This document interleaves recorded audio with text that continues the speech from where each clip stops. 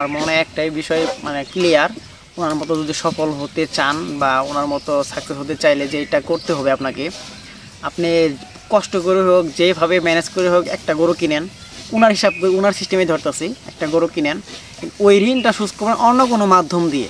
মনে করেন ওই ঋণ করে যে গরুটা কিনছেন ওই ঋণটা শোধ করবেন অন্য কোনো মাধ্যম দিয়ে। কারণ আপনি যদি ফার্স্ট টাইম ভাবতেছেন আমি মুরগি পাইলে আস্তে আস্তে ছাগল কিনবো, ছাগল পাইলে আস্তে আস্তে ওই গরু কিনবো, এই পরিকল্পনা করতে গেলে আপনি শুরুতেই থেমে যাবেন। আসসালামু আলাইকুম, আমি আপনাদের আজকে বিসমিল্লাহ সাহেব ভাই নিয়ে কিছু কথা বলবো। বর্তমান যারা এই কৃষি বা ফার্মিংয়ে আসতেছেন তারা সাহেব ভাইকে বা বিসমিল্লাহ চিনেন না এমন কেউ নাই।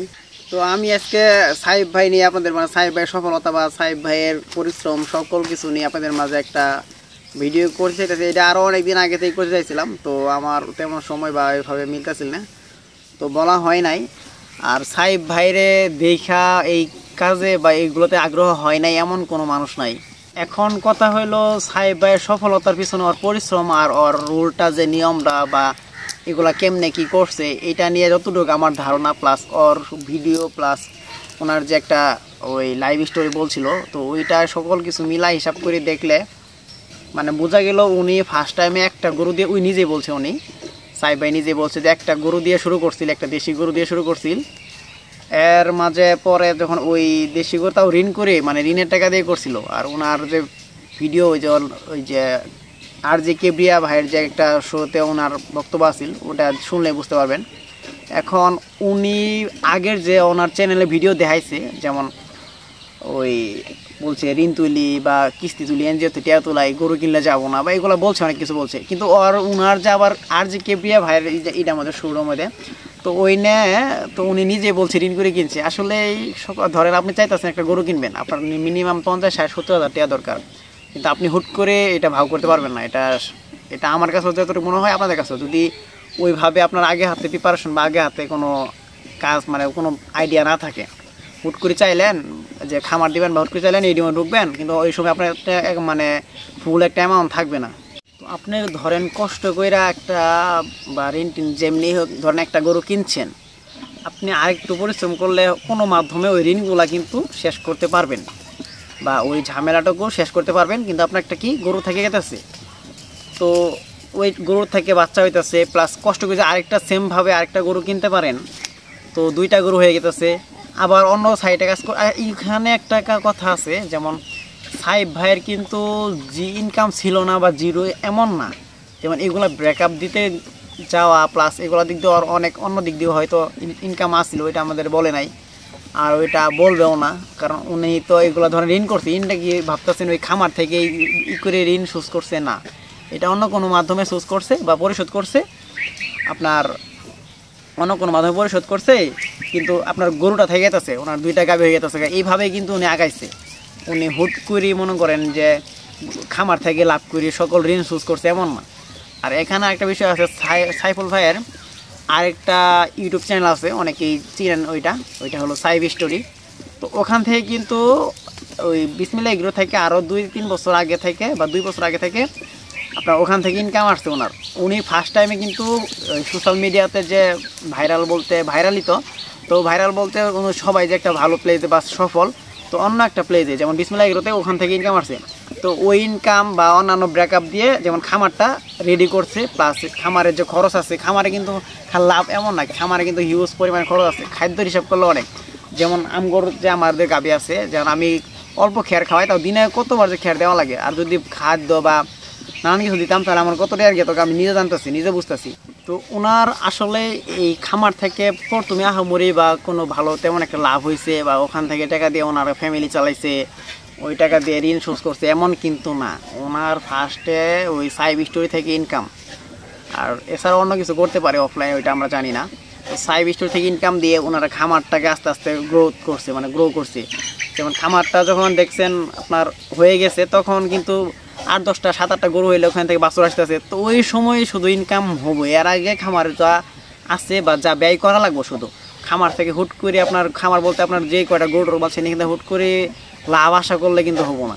তো ওনার বিষয়ে বা ওনার দেখে, ওনার সকল কিছু দেখে আমার মনে একটাই বিষয় ক্লিয়ার, ওনার মতো যদি সফল হতে চান বা ওনার মতো সাকসেস হতে চাইলে যে এটা করতে হবে আপনাকে, আপনি কষ্ট করে হোক যেভাবে ম্যানেজ করে হোক একটা গরু কিনেন, ওনার হিসাব ওনার সিস্টেমে ধরতেছি, একটা গরু কিনেন, ওই ঋণটা শোধ করবেন অন্য কোনো মাধ্যম দিয়ে।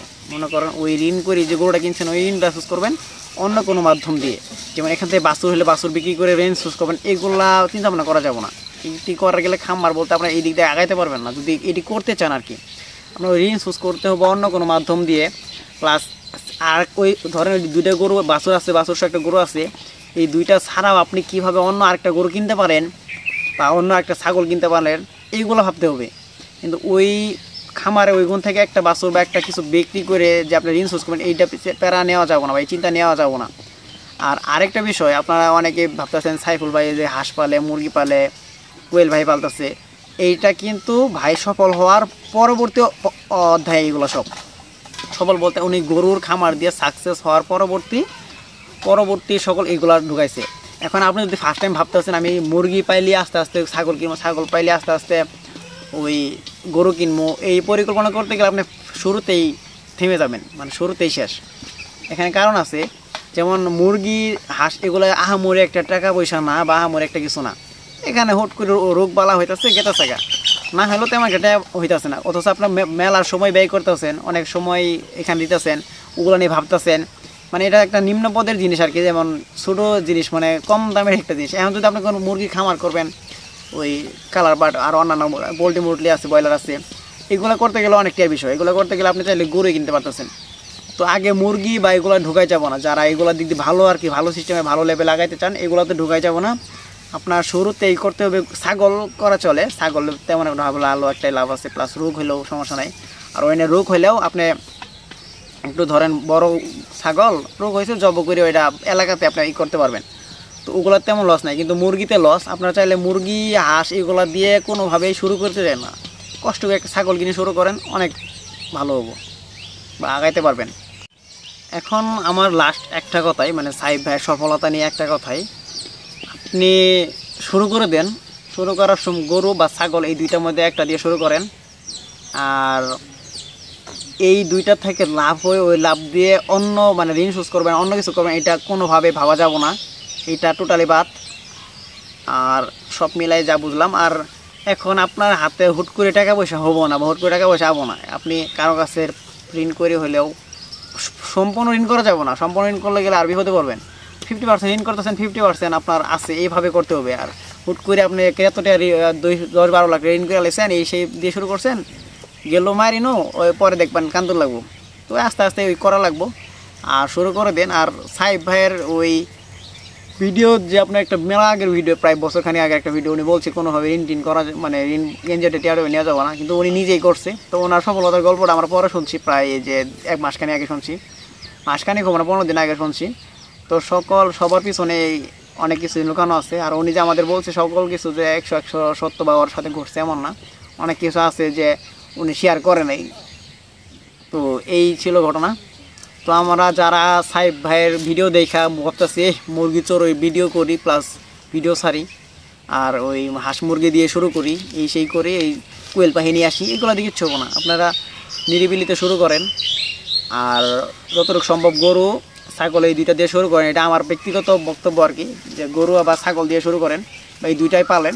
বাকি হাঁস মুরগি, দেশি মুরগি পালতে পারেন, এটা নিজের যে মাংসের চাহিদা এটা মেটাতে পারবো, কিন্তু এটাই তেমন একটা লাভজনক বা তেমন বিক্রি করতে টাকা পয়সা এমন কিছু না, এটা নিজের জন্য ভালো। আর যাগর জায়গা আছে তারা গরু ছাগল দিয়ে শুরু করতে পারেন।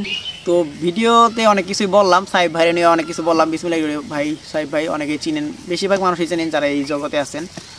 তো ইনখানে আমার নিজের উপকার হতে পারে, তো ভুল হলে ক্ষমা করবেন। তো এই ভিডিও পর্যন্তই, সবাই ভালো থাকবেন, আল্লাহ হাফেজ।